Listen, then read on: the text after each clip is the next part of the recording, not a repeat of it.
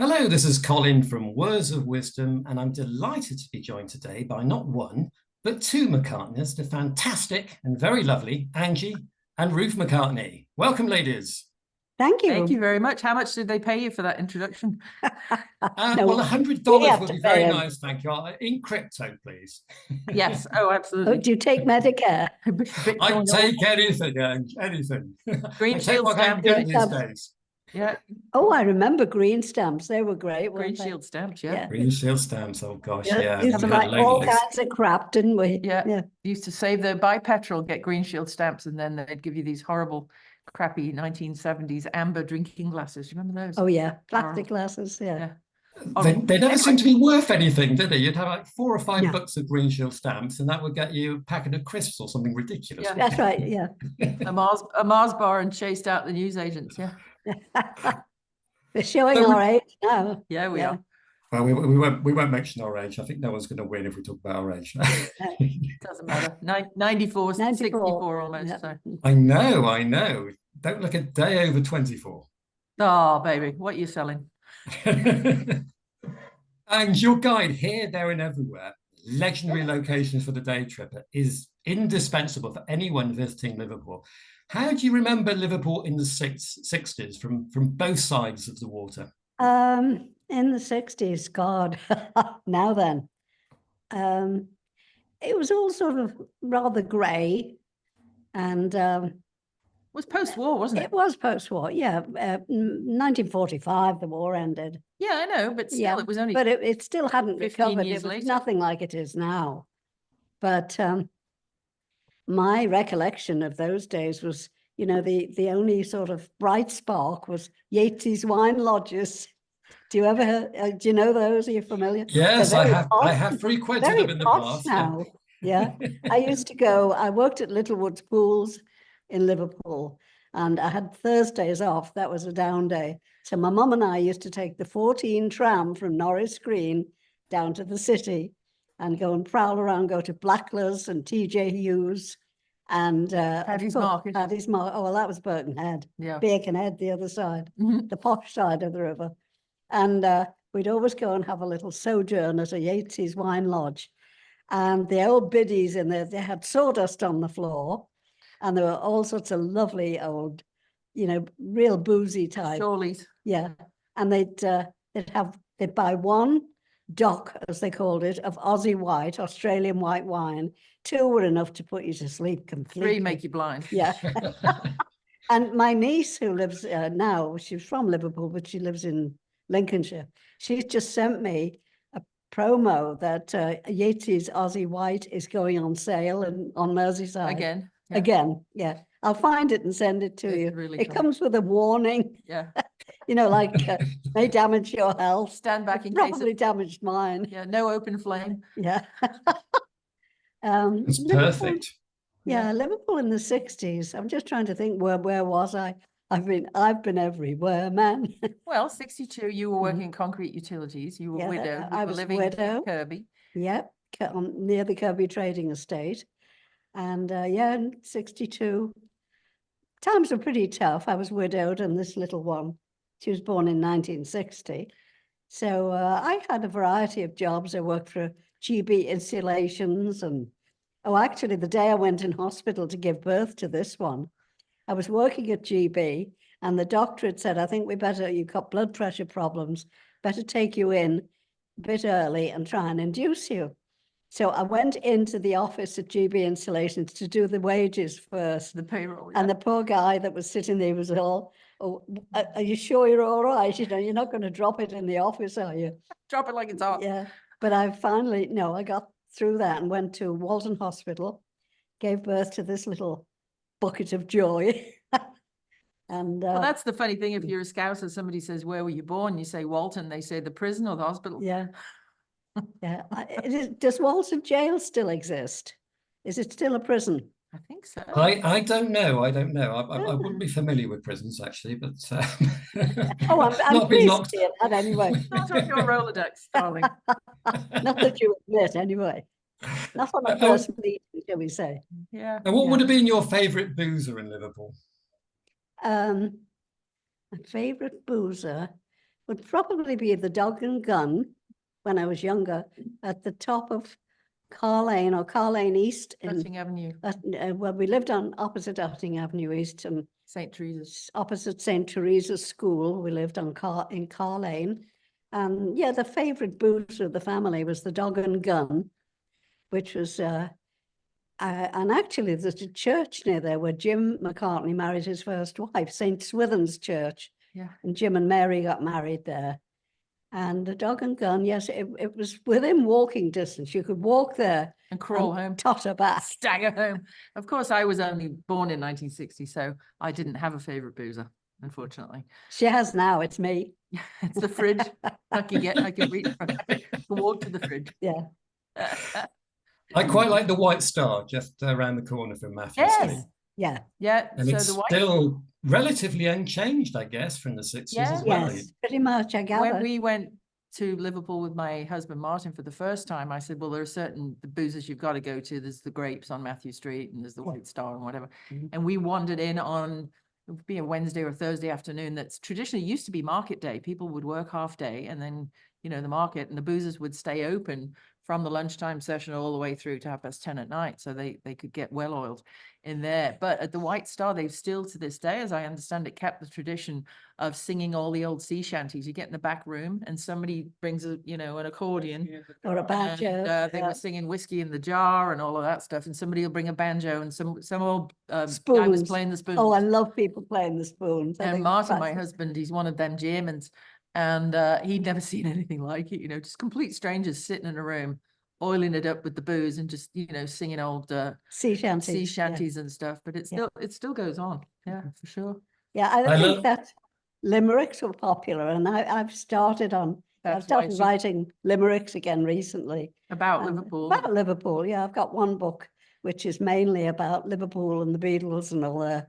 The Jacaranda and the Cavern Club and Matthew Street and Dovedale Primary and lots of Liverpool places. We've had a lot of good reaction and it's certainly dug up some old memories for me. Yeah. And I found myself dreaming about Liverpool too while I was writing it. There's the Irish Limerick Beatles, you see. Fantastic. Maybe you should reform the scaffold with you, and you could be on lead vocals there, Angie. Right. Yeah. Yes. We ran into Roger last time we were home in Liverpool, actually, Roger McGough. Well, it was when we were there for the launch of my first book, wasn't it? Which is 11 years ago today. 11 years ago today, yeah. Absolutely. And Roger McGough was staying at the same hotel as us. Unfortunately, we couldn't go to his event because we had other commitments. We had our own event, didn't we? Yeah, we had 2 nights at the Royal Phil. The Philharmonic, and Pete Price, the DJ, presented the program, and it was a rip-roaring success. We had 4 Beatle bands. One of them was from Japan, and they flew in. They were called the Tetrads, and this is all to launch My Long and Winding Road, that book there. And so it's the 30th of January. It's going out on the live show in 2013, and we get all to Liverpool. We fly over from LA and all of that stuff, get all checked in. And I'm like, well, 3 of the bands are here. There was one from England, one from Ireland, and the other guys from Slovenia. Oh, Slovenia, that's right, yeah. The Backwards, who were great. And I'm like, we're missing one band. Where are they coming from? And the producer said, Tokyo. I'm like, you are? They'd found these guys on YouTube called the Tetrads, the Japanese Beatles. They flew in like 20 hours from Japan, got to Heathrow, got all their gear, rented a van, drove up to Liverpool. It was snow and ice. It was a horrible drive. They got to our hotel. They're completely bleary-eyed, don't speak much English, and said, want to go to Cavern. And it was almost closing time. It was like quarter to 10 or something. And the Cavern was, I think, closing at 11:30 that night. So we piled in a bunch of taxis, took the Japanese Beatles, the Tetrads, to the Cavern, and they let them get on stage and sing, I Want to Hold Your Hand. They traveled all the way in their little Beatle suits, God bless them. So we got back to the hotel after that, and they were bouncing off the walls with jet lag. And the hotel said, I'm sorry, we're overbooked. We can't take you, but we've got you in a very nice accommodation. An Airbnb. It was the Yellow Submarine floating on the Albert Dock. These poor little buggers. After all of that, 4 of them, a roadie and a manager, 6 of them were crammed into the old metal, freezing cold Yellow Submarine on the Albert Dock. They had a whale of a time. They loved it. See what I did there? Whale submarine. Yes, splendid. Don't give up your day job, kid. You mentioned the Phil there, and that's also one of my favourite pubs. But unfortunately, it's Isn't it become a lovely? lot more popular now that James Corden filmed his little piece Right. with Oh, your that's right. brother. Yeah. So- Yeah. Yeah, no, actually, we did the event at the Caddy Corner opposite the Royal Philharmonic Hall was the concert. And then we all went back to the London Carriage Works across the street, which is the Hope Street Hotel, which is run by an amazing, if you're Liverpool centric, I don't know if you've already interviewed him, but I'd love to introduce you to Chef Paul Askew. Okay. Do you know You Paul know, Askew? He runs the the Art art School school, fabulous restaurant. restaurant. He Yeah. started he was working for Gordon Ramsay Yes. at Claridge's in London and did everything he could do there and decided to return to his hometown of Liverpool and make it a gourmet dining destination. And boy, did he. Certainly is now. With Yeah, lots of good restaurants. incredible food. And Mm. so he's a real leading light in the culinary world in Liverpool. Porky Askew's amazing. It's an amazing place, and I think a lot of people are reading very old biographies, and they're reading about the Beatles' early days when there were, as you know, bomb sites all over the city. But Yeah. now, today, it's absolutely amazing. Yeah. More Georgian buildings than Bath, I understand. Does Oh, it really? really? Interesting. And I think the Duke of, I'm going to get my Dukes wrong, but I think it was the Duke of Marlborough came in when they were planning Liverpool One and invested like £1 billion into that whole regentrification of downtown. We stayed at a lovely place one time. Oh, It yeah. was called, Base to Stay was a great hotel. The Hope Street Hotel is a great place, but it was right across from Liverpool One from the Eagle, talking of boozers. So my auntie Dill and Bill Moen, who were Mary McCartney's family, were the landlords at the Eagle, which is now a French bistro at the entrance to Liverpool One called La Côte Brasserie, I think, but they've still got the old Eagle outside. And it was a little flat right across the street. And it was walking distance from everything. Absolutely fantastic. There's some great Airbnbs, and they've done, a lot of the owners have done them out with, Beatle cushions and 60s fabrics. And so if you're going there as a Beatle fan, as a tourist, you can really get the whole 360 experience. Yeah. Even with some of the flats you can rent, Well, Ringo's local pub, the Empress, goes up Yep. for sale next week. There's an auction on. Really? So Does it interested. really? Oh, They've gosh. turned the top 2 floors into Airbnb lets. I think there's 7 separate rooms there for rental. So, I think the guy price is £275,000. If you're interested, if you want to put an offer in. That's not bad. Well, I will let Ringo's office know, because in case he doesn't, you never know. He might Never just want to know. run a check. You never know. I'll call Dave and Sebastian and let them know. It's a shame because the pub's been closed for years, and they were going to open up some kind of fan shop on the ground floor, but it's never materialized. But There's an it's a huge visitor. There's an incredible mural on the side of the Empress, isn't there? Andrew, last name is escaping me, artist Andrew Colbreth, something like that. If you go and look at the photographs of the mural online, you'll see his Instagram handle. Go and follow him. He's done some incredible work in Liverpool, but the painting of Ringo on the side of the pub is just stunning. It's like, it's the whole building height. Didn't Elsie, Ringo's mum, work? there, She worked at the Empress at one time, I think. It's at Yeah. the end of That's Admiral right. Grove. That's right. Yeah, That's just right, around the yeah. corner. Yeah, just around the corner. So what was it like to step into the whirlwind of Beatlemania in 1964 when you married Jim? Bewildering, yeah. Jim and I got married in November 64, and it was all just beginning to happen. It had happened in Liverpool, Merseyside, but not worldwide. Yeah, it had. February 9th, 64, the Beatles did Ed Sullivan. Yeah. And the world exploded. And Yeah. then Ange met my stepdad August. in the August of that year, and their 4th meeting was their wedding. Oops. So it happened that fast. Yeah. I remember it just being absolutely crazy, going from a little 1-bedroom flat in Kirby, near the Kirby Trading Estate, where, you had to feed the electric meter or the gas meter with We used to put our clothes in the gas oven in the morning while we had breakfast. While we made toast in the broiler, we used to warm our stocks and everything. Things for going out, clothes, yeah. So walk her to the nursery, in Kirby Day Nursery. Dual duty. And then go to work at Pure Chemicals, yeah. And then, of course, Ange met Jim and they got married, and we moved to Heswall, and I went to Heswall County Primary School. And on the first day, the headmaster, Mr. Kitchen, gave the assembly to the kids. They told Ange to bring me later at like 10 o'clock.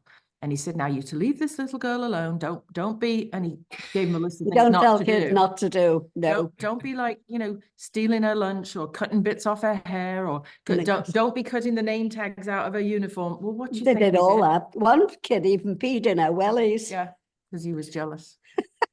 So was And it another more of one- a blessing or a curse? Well, it was a blessing for sure, because, we are welcomed into this wonderful family, and there was, central heating and carpet and food in the fridge. And she was living out, they had an earnings rule for a widow. You could only earn £5 a week. So if I earned more than £5, I had to go to the local social security office, show them my wage packet, and it would be deducted off my next pension. Widow's pension. If I'd worked a bit of overtime and got a few extra bob. yeah, you Yeah. could only make £5 a Amazing. week. So the two of us were living Yeah. on a £5 a week, and then all of a sudden, hey, I fancy lamb chops tonight, no problem, Yeah. So it was an absolute blessing. I mean, as I grew up and dealt with teenagers and stuff, it was a bit onerous, but no. Yeah, Overall, in the it was early amazing. days of Ruth's schooling, of course, all the older kids in the school, in the top classes, would ask her to tea because they wanted to be invited back to our house in case they met you-know-who. Right. So we had to find a tactful way. And I used to say to Ruth, never tell anybody your phone number. And if they ask, is Paul home? Just say, I don't know. It's only a little white lie, but it's because they won't come and make a fuss. So there came a day when one of the mothers of her friends said, oh, I'll have Ruth for afternoon tea and we'll go to the beach. So they went to the beach. This climbs on a wall, little low wall, falls off, breaks her leg, ambulance. Woo, woo, woo. What's your name? I'm not allowed to say. What's your phone number? I'm not allowed to say. So they carted her off to Heswall Children's Hospital. No, it wasn't. It Was was, it? it was Clatterbridge, wasn't it? No, Was it Heswall? no, it was Heswall, yeah. Oh, okay. And how intrusive were the press and the media in those days? Fairly. They Wait outside. yeah. Throw things at the windows and steal. The fans used to steal. We had a gravel driveway, and the fans used to steal Handfuls of gravel. So we had to have a half ton of gravel delivered about every 6 weeks. Yeah. It was In just- case Paul's car had driven over it. Paul's tires That might have was- driven over this Yeah. handful of And stone. we had at the gateposts, 2 big stone gateposts with a plaque that said Rembrandt, and that disappeared as soon as you got a new one up. Oh yeah. It was gone by Yeah. the next morning. And the press would hang out outside, and they'd go around the back of the house because at the end of our garden, there was a field in those days. It's now property, but they get round there and climb through the hedge. And one night we were sitting at the kitchen table, Jim, Ruth and I, having something to eat. And suddenly at the end of the kitchen, there was a big screaming bundle of girls, banging on the kitchen window. Yeah.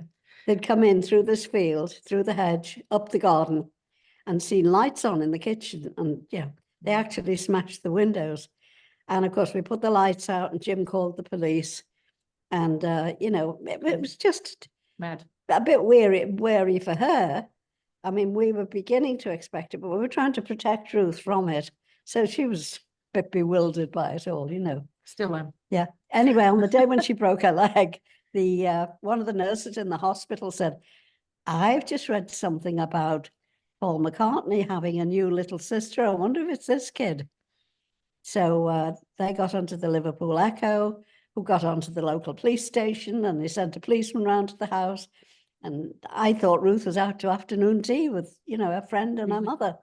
Opened the door, and there's Mr. Plod, the policeman. He said, do you have a young child? And, oh God, what's she done? She's all right, but she's broken her leg and she's in the hospital, and gave me all the details. So Jim and I jumped in the car, went to see her at the hospital, and she's feeling very sorry for herself. Well, yeah. With a plaster, the full length of her leg, hip to toe. Yeah, oh, right up. And she said, I did good. I didn't tell them who I was. Yeah. And I didn't tell them my phone number. No, I wouldn't tell them. Yeah. Yeah. So a bit of It's like detective work. it's like that episode of Dad's Army, isn't it? Whatever they do, Pike, don't tell them your name. That's right. Right, Exactly. Yeah. Yeah. There's this mum's army. Yes, right. Another child once beat her up with 2 Bibles. Yes, that was fun. I mean, at least they were good Christian Smack him on Bibles. the ears. It's a good job I didn't go deaf. Yeah. Absolutely. He just felt it. Yeah. I used to get these calls from the headmaster saying, Mrs. McCartney, could you come and pick up Ruth? Oh God, what now? It was never me, I promise. No, no. I was a good little Yeah. child. Somebody I took suppose that's where chewing the gum in phrase there. Bible basher come from. Yeah, It that's could right. be, could Bible well be. thumpers. Yeah, she was a Well be. Bible thumper. Yeah, you know, the difference to me, just, I mean, when you're very young, you know, I was 4 when we moved to Heswall. Just the greenery of Wirral Oh, and being, you know, Lovely the country difference of, you lanes know, there. Liverpool was just a big concrete jungle. And 1960, 64, you know, we're not even 15 years out from the end of World War II. And there weren't these huge government grants and people didn't wave their wooden leg and suddenly rebuild things. It took time. Yeah. And that's what when I talk about sort of the brand of the Beatles, and when you see some of these fabulous tribute bands like Liverpool Legends or what have you, they go from this sort of black and white, and television was black and white. The beginning of their career, the little, you know, the black suits and the gray suits with the black edging and the black tie and white shirt and the little, you know, mopped up haircuts. All of a sudden, through this kind of hippy dippy phase, and then George gets into India and brings the food and the fashion back to England. And then they wind up as this Sergeant Pepper's lonely, psychedelic, all color all the time. It's quite a transformation. And obviously it has to do with technology and media and television going from black and white And drugs. to color. Yeah. And drugs, of course. Yeah. But when you think that they were only really I mean, I know Hamburg and all of those dates, but they were only really in the world spotlight as a group from 1964, February 9th, to the end of 1969. What they did in 5 years. Yeah, it was less than 6, yeah. Holy moly. Yeah. Yeah. Pretty And amazing. I think it's growing even more now with the media being as large as it is. Well, it's the 60th anniversary next week of Ed Sullivan. Yeah. You can't even believe it. Yeah, You know. 60 It's years. absolutely amazing. I always, and there is constant talk of colorizing A Hard Day's Night, but I think it should be left in black No, and white. I wouldn't like it. I No. agree. I think it should be left. No, I blank. think you need to keep your memories as they are. But Yeah. but I'm an old fart. What do I know? Thank God you've still got your noggin there. Oh yeah, I've still got my wig too. I've got a nice woolly hat It's on. been cold here, so she's got her hat on. So I hear. So I hear incredibly cold for LA you're based in, isn't it? Right. Yeah. We're in a little town called Playa del Rey, which is just north of LAX airport and south of Marina del Rey. Very close to Santa Monica. Which there are hundreds of thousands of Brits and some Yes. pretty good Brit pubs in Santa Monica, the King's Head being one of them. But we do have Mrs. McCartney's teas. She has her own tea company, so at least we can get a decent brew. So I believe you do a special one, 50 Shades of Earl Grey. That's You do right. Indeed, Yeah. absolutely. When Earl Grey, Yeah. when 50 Shades of Grey came Well, out. that naughty movie came out just as I decided to do Earl Grey, so I thought, well, why not? Can't resist Why that one. not? At least it got a spot on KTLA television. Right. In her CBD line that she has, which is it's not marijuana, THC, the wacky packy stuff. It's the CBD compound for, you know, creaky joints and all of that stuff. And we developed with Primo Gardens, with our partners, we developed this conditioning beard oil, because a lot of men wear beards now. And we're sitting around one afternoon going, well, you know what, Mrs. McCartney's beard oil, it's a tiny little bottle. How are we going to get it on the label? And I suddenly went, I know, let it beard. So that's what the product's called. Superb. But going back to Rembrandt and when you were living in the Wirral, on the whole, quite tranquil, apart from when you had fans and press sort of. Were there lots of bluebirds? What am I saying? Lots of blackbirds flying around in the garden. No, just one, actually. I know what you're leading up to. The song Blackbird. Tell the mum, story, please. She was in her 80s and she'd been ill. She lived in Liverpool. And Paul said, why don't you bring your mum over to Rembrandt and you can look after her and give your sister May a bit of a break. So we got an ambulance to pick her up and bring her through the tunnel. And the day she arrived at Rembrandt, it was her 80th birthday. And Paul and Jane had sent her flowers and various other people. And so I had them in various pots on the landing upstairs, because we had a 3-angled landing. And so with a big blanket chest on the top floor, and I had all vases with flowers. And as the ambulance men carried my mum in, they put her in a little canvas sling thing to carry her up the stairs to her bedroom. And she just opened her eyes and looked. She said, "I'm not dead yet." And she saw the blood. Looks like a bloody funeral Looks like parlour. a bloody funeral parlour, she said. So she sort of got settled into the little back bedroom at Rembrandt. And one night, in the middle of the night, Paul drove up from London, and Jim and Ruth and I were all fast asleep. And he wanted someone to talk to after that drive. So he tapped on my mum's bedroom door. He said, "Are you awake, Edie?" And she said, "Well, I am now." So he went in and sat on the end of her bed and chatted to her about how she was and how things were going. And he said, "How'd you sleep?" And she said, "Okay, not bad, but when I don't sleep, I can listen to that blackbird." "Oh, what blackbird?" he said. And she said, "Oh, there's a blackbird probably on top of the greenhouse," because Jim had a greenhouse with vines in it for grapes. And he said, "Well, what's it all about?" And she said, "Well, usually around about this time of night, actually, it starts to sing. And I open the window and I listen, and then I found myself drifting off to sleep." So he went downstairs and he got Mike, his brother Mike's Grundig tape recorder, brought it up, put it on the end of the bed, opened the window, and sure enough, on cue, the blackbird started to sing, and he taped it.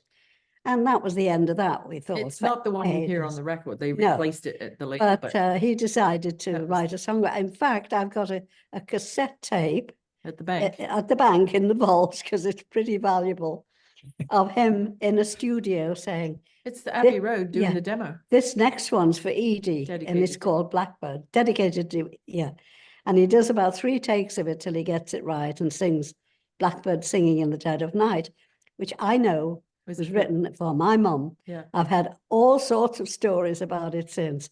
And even Paul must have forgotten, because you know how when you've really forgotten something, it can come back. Oh, sure. The way people talk about it, and lore becomes reality, doesn't it? That's right, yeah. And but what's funny about that too is fast forward many years later, I was sitting in Santa Monica at my lawyer's office at the time, Gary Gilbert from Manat Phelps Phillips, Rothenberg and Tunney. I'm that old, with that many partners. And we were going to go have lunch and talk about my publishing contract, because I wrote and did some stuff for BMG, and I was renewing a publishing contract. And a FedEx arrived, and Gary opened it, and he just went ashen. He went white. He said, "Oh God," he said, "I have to cancel our lunch. I've got to deal with this." And I said, "Well, what is it?" He said, "Well, I represent Mr. Mister." And they had a hit at the time called Broken Wings, which started with "Take these broken wings and learn to fly."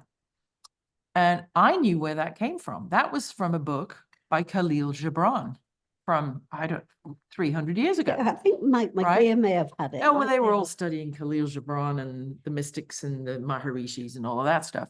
And so Blackbird Singing in the Dead of Night was the blackbird in our garden and my grandmother's windowsill, but Take These Broken Wings and Learn to Fly was from Khalil Gibran. So 25 years later, Mr. Mister and I said, "No, come on, Gary, let's go and have lunch." And he said, "Well, no, I really have to deal with this, because Mr. Mister's getting sued by Apple Records." And I said, "Yeah, isn't there a Barnes and Noble downstairs next door to the restaurant we're going to?" And he's like, "Yeah." So just go down there, get the table. I'll meet you in there. So I went in and I bought a book. I bought a copy of The Prophet by Khalil Gibran and a yellow highlighter. And I highlighted the Take These Broken Wings bit, went into lunch, sat down, ordered our lunch, gave it to Gary and said, "Think your lawsuit's over. Think this is probably part of the problem." So that'd be out of copyright as well, won't it? So well, it was out of copyright when they both used it, and it's just but again, things that are part of the lexicon and part of the law get so ingrained into people, especially creative left-brain people. We're like sponges, you don't know where you heard it. My husband is an amazing singer, songwriter, producer, and he says to me, he said, "Let me play you something. Am I stealing this? Have you heard this before? Because I think I just wrote this." And of course, the longer we go on in time, there are only 8 notes. So there's only a combination of so many things that it could be. But so I guess Apple, the lawyers, I mean, certainly John and Paul and George and Ringo wouldn't have sued Mr. Mister. They could care less. But the lawyers at the publishing company for Apple or EMI or whoever it was thought they were being smart ass suing Mr. Mister, who had a #1 hit at the time. And I went, maybe try this defense. So I don't know where it all went, but yeah, from an old book. And Ruth, tell me your part in your brother writing one of the songs which ultimately appeared on Abbey Road. Oh yeah, so I was a horrible piano student. We just talked about this on T-Flix the other day, actually.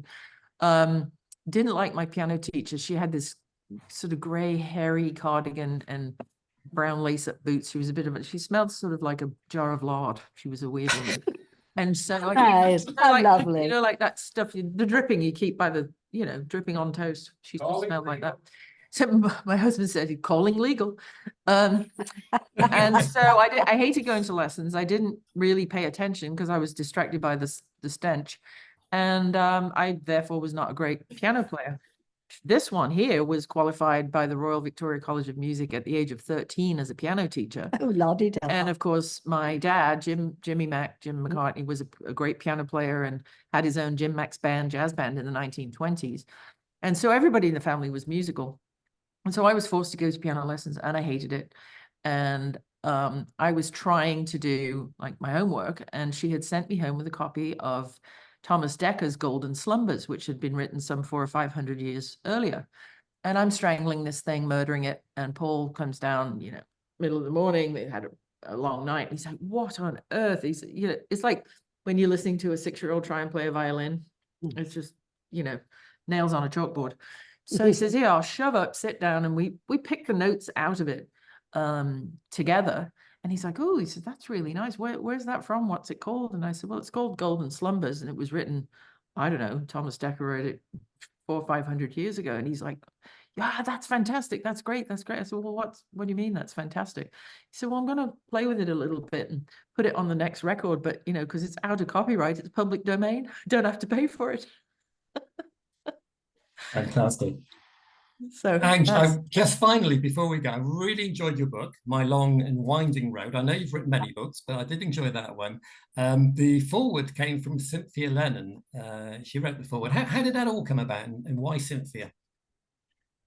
Well, we've known each other. We'd known each other throughout. I'd met her at early days of being married. I used to meet her at functions in London. We'd go to, record things and parties. And Cynthia and I always just seemed to have a rapport. And of course, we both had young kids. She had Julian and I had Ruth. Right, we're back. And then long after her marriage broke up, she came to live. She'd grown up in Hoylake, which was close to Heswall, where I was born. She was born in Harrogate, I think, but she grew up in Hoylake. And you were born on Cable Road. I was born in Hoylake. Yeah. And we just sort of had odd little things like that in common. As was James Bond, Daniel Craig. Oh, Daniel Craig, yes, born in a lot of famous. Glenda Jackson. Yes. She used to sit at Glenda Jackson's desk. It's cool. Had her name in it. Yeah. Had her name scratched inside the lid. Oh, God, aren't we a mine of useless information? Make it really interesting at cocktail parties, though. After Cynthia and I sort of renewed our friendship when she came to live there after the marriage had broken down and she was living alone. She lived in West Kirby or Caldy, and she Julian was going to Caldy Grammar School for boys, and I was going to West Kirby Grammar School for girls. That's right, and they used to see each other on the bus sometimes. Yeah, and Cynthia had a house on, I think it was Telegraph Road out there, and we eventually started. She used to come after school with Julian, come and have a cup of tea with Jim, and Ruth would say, oh God, have I got to play with him in the garden? Because when you're 11, when you're 11 and somebody's 8.5, it's like it's a chasm. I know. Yeah, he was one of those little wiry fellows, and look how high I can go on the swing. And nearly knock your eye out. Yeah. And Rose had one of those big red bouncy ball things. Remember, you used to sit on them. Yeah. And he loved that, and he'd say, Ruth, come. And look over there, and he'd grab the bouncy ball. Have I got to play with him? But just before I say goodbye, I'd like to wish Ruth a happy birthday in advance, because you've got a very special birthday coming up next month, I believe. Yes, 64. Yes, indeed. You've done your homework. Yes, indeed. Thank you. Yeah. So Cynthia, then she moved from Caldy, West Kirby, then she met John Twist and they moved to Ruthin in North Wales, and she opened a restaurant. And then she ultimately moved eventually with Noel, the late great Noel, her lovely husband, to Mallorca. And she used to she'd ring sort of every 2 weeks, usually on a Monday morning. Hey, how you doing? You know, whatever. And May Pang would go visit Cynthia and so on and so forth. So we used to have a sort of a weekly, bi-monthly natter on the phone. And then when Ange got the chance to write this book, all of a sudden she was offered the deal at the end of September, as long as the book was out, printed, edited, and done by the end of December for January launch, 2013. Then, yeah, so I called Cynthia and I said, would you mind, you know, writing a foreword? She said, I'd be honored, but I have no clue how to do it. So, you know, we just chit-chatted and she came up with some lovely words. So yeah, speaking of, I mean, Cynthia was very generous, and Ange's had forewords from, Frida Kelly and all kinds of people. And the foreword to her latest book is by the incredible Ray Connolly. That book is called There Are Faces I Remember, and the cover and the font is by the incredible artist Shannon. And of course, Ray Connolly, you know, was the author of That'll Be the Day, starring none other than David Essex. And there's my painting of David Essex in the book. Fantastic. And Angie's chapter. So, and the circle closes. Yeah. Okay? It's a small world after all. It's a great film, it really is. I shall give your best wishes to Ray when I speak to him. Please do. And Plum. And Plum, yeah. Absolutely. Well, this has been it's just finally, your tea company donates to the Linda McCartney Breast Centre in Liverpool, which is a superb cause. How did that all come about? Oh, I don't know really. Well, I mean, I can tell the origin story. So a friend of ours, Kerry Dunn, he's a friend of Dr. Bob and hasn't had a drink in 35 years. And he was here on the 4th of July and everybody had a beer or a glass of wine, and Kerry doesn't drink. And he said, have you got any tea? Like, what's really English tea? So we made him a cup of tea. And he said, why isn't there a Mrs. McCartney's tea? And boom. So the brand was born. And that's really the genesis of where it came from. And it's gone on. And we have 14 flavors, from herbal teas, high caffeine, low caffeine, no caffeine, whatever. What do we got here? We've got Lucy Lemon for Lucy in the Sky. We've got Strawberry Fields back here somewhere. Strawberry Green Fields, that's a strawberry tea. Abbey Road Apple, 50 Shades of Earl Grey, as you mentioned. And we really wanted to just have part of the brand to give back. And on one of our trips to Liverpool, we went to the Linda McCartney Centre for a tour and a visit, and to meet all the wonderful people doing amazing work there. And we just decided to make them our beneficiary of 10% of our profits go to them. So fantastic cause. Every cup is helping, you see. Get the kettle on. Well, that's all that the Brits do, isn't it? Is drink tea and beer. Yeah, that's right. Tea, beer, and I think some vino now. Yeah. Which is why she also has Mrs. McCartney's wines, of course. But you can only buy these if you live in America, obviously. But those are the we have Blackbird Blackberry, Abbey Road Apple again, Maharishi Peach, and those are made from California organic grapes and Texas Hill Country organic fruits, and they are made down at Meticulous Distillery and Clear Creek Winery in Houston, Texas, of all places. Well, most of the viewers watching this, or most of my subscribers, are based in the US, so I'm sure a few people will be investing in a crate or two. Yeah, if you live in California or Texas, we can ship them easily, and Louisiana, I think. So the winery is getting, more and more licenses. It's very complicated here with all the different states and everything. But they're great, actually. They're dessert wines. They're like sherry or port. So a little nip with afternoon tea. Yeah, or in a cocktail with a vodka and something, make a little strawberry margarita with our Strawberry Fields wine, don't you know? Ladies, it's been an absolute pleasure and privilege speaking to you today. Likewise. The Fab Two, if I may call you that. Half of a Fab Four. Hope we get to speak again in the future. Ta-ra. Okay. Ta-ra, Teresa. See you Tuesday. And if I don't see you through the week, I'll see you through the window. All right. Exactly.